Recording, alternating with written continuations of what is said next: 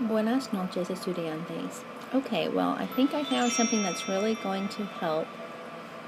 Grace, that was just your text there. And I also texted other people tonight, not just Grace. Okay, so I found a good acronym for remembering when to use the preterite and when to use the imperfect. So you just need to remember safe waters. So I'll try to make some safe waters here for you guys, okay? Are you enjoying the pretty music? Does this make you feel peaceful? Oh, there we go. Taking it up a notch. Okay, so let's look at safe waters. I'm also going to put a copy of this in your reference section so you can see the handout. I think that'll help also. Okay, so for preterite, you're going to want to remember safe. Okay, so let's look at what that means. The S stands for a specific instance, or it could be one of many instances. Like by, a specific instance that happened in the past, like a one-time event, like, yesterday I went to the market, or whatever people say, yesterday I went to Target. That's a one-time event.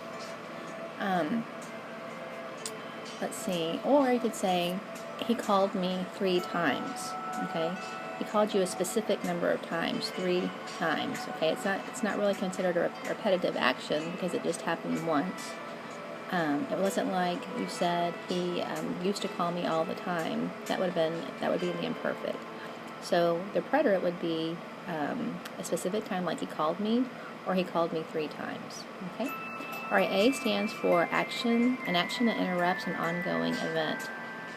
So that would be like, I was working when my friend called. Okay. Your ongoing action is actually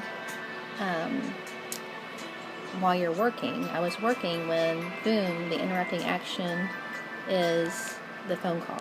Okay, so that's the interrupting action. Okay, F is focus on the beginning or the end of an action. Okay, so whenever you see an action that is focused on the start of something or the ending of something, you know it's going to be the preterite tense. Like if it said, it started to rain.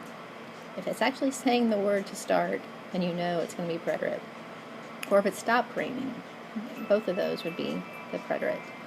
Okay, then E is an enclosed amount of time, like something happened for a set amount of time. Like for an example, this is one I found online. It says the Arabs controlled much of Spain for over 700 years. Okay, so since it said for a specific amount of time, 700 years, because it specified exactly how much time, it's going to be preterite. Okay. So, if it had said the Arabs controlled Spain for a long time, that would be imperfect. Okay, so if it says for a specific amount of time, 700 years, 20 years, 30 years, 2 days, that's going to be the preterite. Okay, so that's safe. Now let's look at waters. And remember, this is going to be for the imperfect. Okay, I'm going to make some more waves up here for you guys. So safe waters. Okay.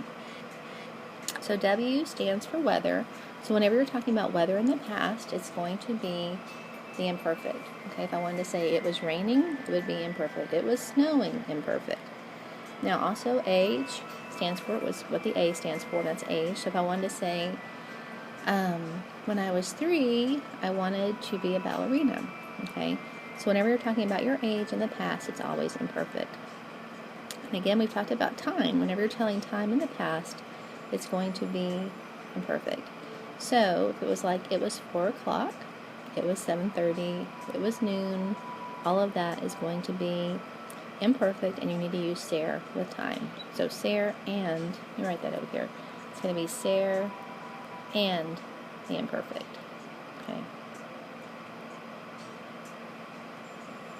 First time. Okay, whenever you have emotion in the past, that is always going to be the imperfect, like Mary was sad, Anna was happy, that kind of thing. And then I think everyone has the repetitive action in the past down, but whenever you say, I used to visit my grandmother every summer, or I would often eat pizza on my roof, we sang songs every day, those kind of things. So any kind of repetitive action is going to be the imperfect. And the last one is going to be setting or description.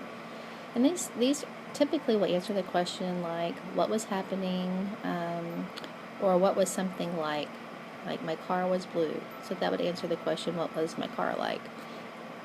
And this is on the handout too. I thought that was really a good way to describe that, or to help us remember setting or description. And this is also the category where you'll see things like the sun was shining,